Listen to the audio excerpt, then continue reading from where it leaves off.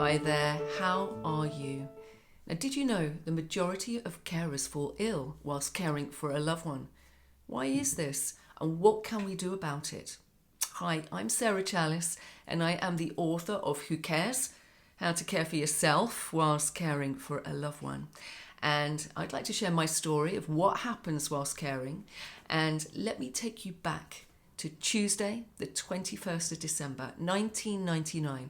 I've just got a job in London, of all places, and picture the scene. I'm on the 26th floor of the NatWest Tower, huge views overlooking the city.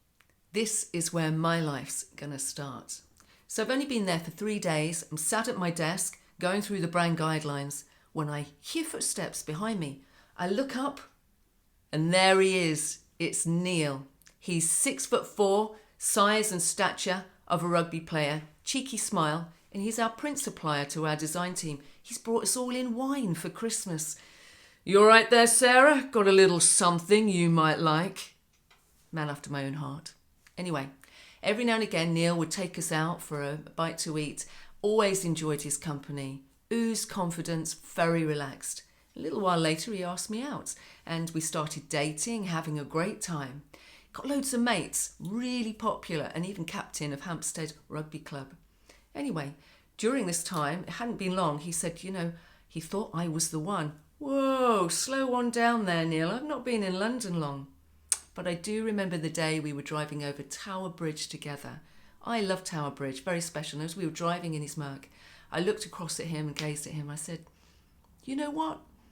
I could spend the rest of my life with you. Neil looked back at me. And I could spend the rest of my life with you. When we came off that bridge, we were on a journey together. But during this time, he'd been having these kind of funny pins and needles down one side, even slurring his speech a bit. Drinking again, Neil. And then, a little while later, not long, he couldn't even get off the sofa. It was like flu-like symptoms. I rang in the end NHS Direct, giving them a call and saying, what do you suggest? They ended up organising an ambulance and taking him to hospital. Good, get him checked out.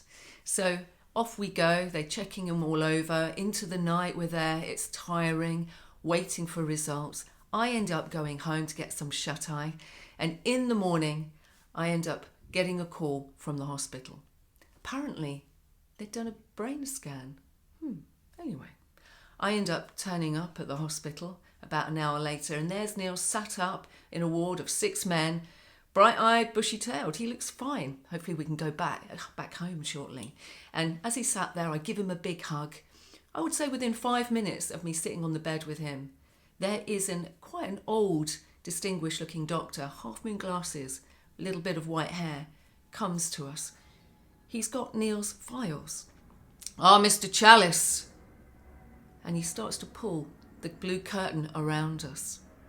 I've got the scan results for you, and it doesn't look good. It looks like it's either a brain tumour or brain cancer. Oh my God, brain tumour. Neil and I look at each other and we feel our eyes fill. Oh, I hug him tightly. I'm here for you, Neil. Don't worry about it. Just get better.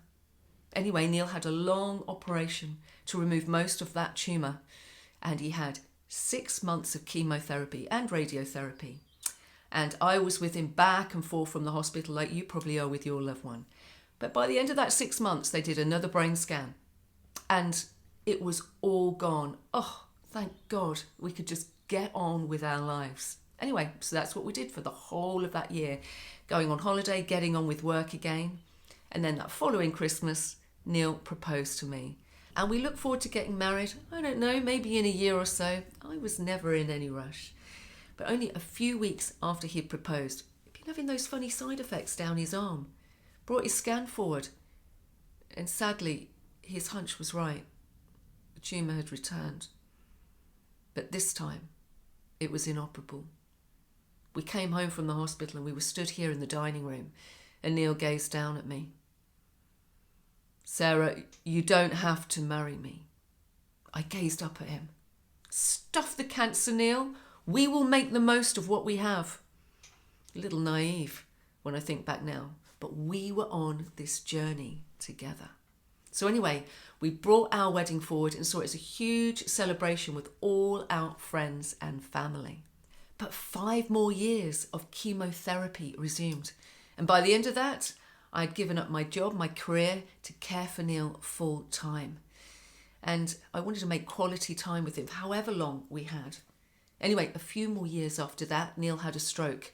And he ended up in a hospital bed in our living room, unable to speak, with a peg feeding tube, hoisted every day. My larger-than-life husband had been reduced to not much more than a body in a bed. And it was a tragedy for both of us, whereas Neil was slowly losing his life. As a carer, I felt like I was losing mine. But you get on with it, don't you? I mean, what else can you do? You've got to be there for your loved one. And this is how I describe it at that time, and maybe you'll recognise some of this. Whereas Neil was the one with the illness and with the brain tumour, I, as a carer, woke up to brain cancer for 13 years. It may not have been in my head, but it certainly affected every area of my life. And I made myself solely responsible for Neil. Tall order for a man who could be gone at any time. And I felt quite lonely, quite isolated. Friends and family don't really understand what I'm going through. And if I did get out, well, I felt guilty. I mean, how dare you go out and enjoy yourself? Shouldn't you be back at home, caring for your loved one? But you know what?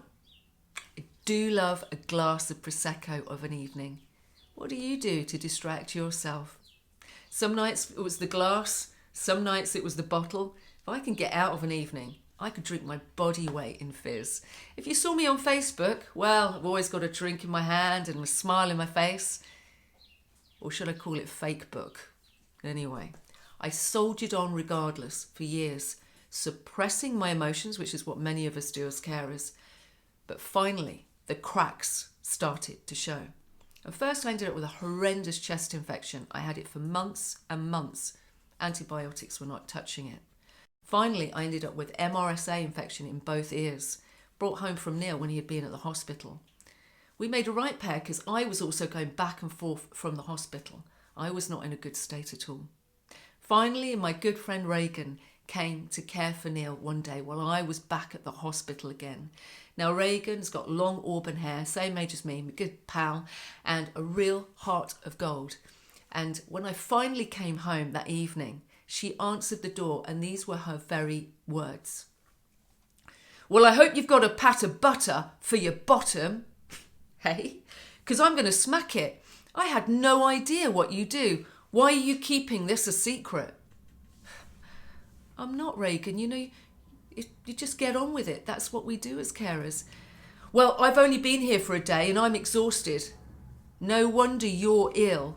Haven't you spoken to friends or family? I have done, Reiki, but you know, when I've found, and what many of us as carers find, if you're the one who steps up to the mark to care for your loved one, others will kind of step back and leave you to it. Well, you can't keep going like this. Who else can you call? Ghostbusters? No. Well, you know what? I could ring Julia, head nurse at our local hospice where Neil goes to the day centre each week. I'll give her a call the next day. And that's what I did. I placed that call and finally asked for help. Hey, Julia. Yeah, it's Sarah. No, it's not about Neil. It's about me. Yeah. Well, you know, I've not been good for a long time. I don't get to see my friends anymore. I feel quite lonely. Don't get out exercising. I'm too ill. I love to go for a run or a walk, but I just don't have the strength. Even given up drinking. You know, that's a tall order.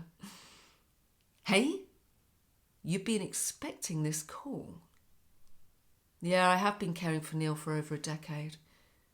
What's that? Emergency respite. So Neil could go in and give me a break. That would be wonderful. Thank you so much, Julia. I'll wait to hear to you later. Thank you. Bye. Julia had noticed that I hadn't been coping for a long time, and actually she wasn't the only one. But at the time, as a carer, I thought I was coping. Even though I wasn't, I was on that slide, as many of us are. Anyway, Only about a week later, Neil is in our nursing home down the road. I end up going to a silent retreat of all places. Question is, can I shut up for 5 days? You'd be surprised. And what I found after a few days, I was getting quality sleep because I'd not been good for a long time. I always had one ear out for Neil. Maybe you do for your loved one. And what I was also finding while I was sat there meditating for a half an hour with some of the others in this long room, I found that not only had I left myself last on the list, I wasn't even on the list. It was time to make changes. And not only that, I'd found that there were certain friends and family, they could see I was caring for a terminally ill husband, but instead of being there in kindness and helping and supporting, they were busy judging me. And what I decided to is let them go, either physically or emotionally. I needed to make sure I was okay, as you do too. Anyway, a few weeks later, I'm back at home caring for Neil, but this time I'm caring for myself and making sure I'm okay. And actually I'm starting to enjoy life again. It's taken me a bit of time. I've not been good for a long time, but I also need to be there for me as you need to be there for you. Anyway, a few months after this, I'm wheeling Neil in to our local charity quiz night. And as we sat there at a table with a few others, I see a bald woman in her 60s comes running towards me. "Hey, Sarah, bet you don't recognise me." It's Carol, but where's her hair? "Hey, you know I've been caring for Jeff all these years. He died a couple of months ago, and only 3 days after his funeral, I was diagnosed with cancer." Awful. I was so shocked. "But get a load of this, Sarah. You know Taro's been caring for Daniel all these years. He's got a brain tumour, like Neil. Well, only 8 weeks after he passed away earlier this year, she was diagnosed with MS, multiple sclerosis. And now she's in a wheelchair and their son's caring for her. It's like a ripple effect of illness going through the family." Shocking. I was really shocked. But then she looked at me. "But Sarah, you look all right. You've been caring for Neil for eons. What are you doing differently?" And yeah, you know, I had been suffering. I'd not been good, but then I'd found ways to make sure I was okay. I needed to make sure I was okay because otherwise I can't look after Neil as you can't look after your loved one. And I did ask these ladies, did they think it was the stress and the burden of caring that made them so horribly ill? And the answer was yes. They believed it was, and there was a few others that I know as well that have actually admitted that. So we do need to look after ourselves. We have to. We don't have any choice. So don't feel guilty in looking after you. You need to be there for you. Fill yourself up and make yourself feel better in whatever way you need to. And also know when to push back. Know when to say no. You can't be there for everybody all of the time. Also be there for you. Anyway, on the 6th of September 2015, Neil had another stroke and he passed away peacefully in my arms in our local hospital. And when he passed, I actually said thank you. Thank you for Neil being in my life, but also thank you for him passing, because he'd been suffering for way too long. And as a carer, I'd been suffering with him too. I don't know if you know this, but compassion means to suffer with. That's why caring is so very difficult. So please do look after yourself, take care of you, and give yourself permission to do something wonderful for yourself today, because you deserve it. Until next time, take care.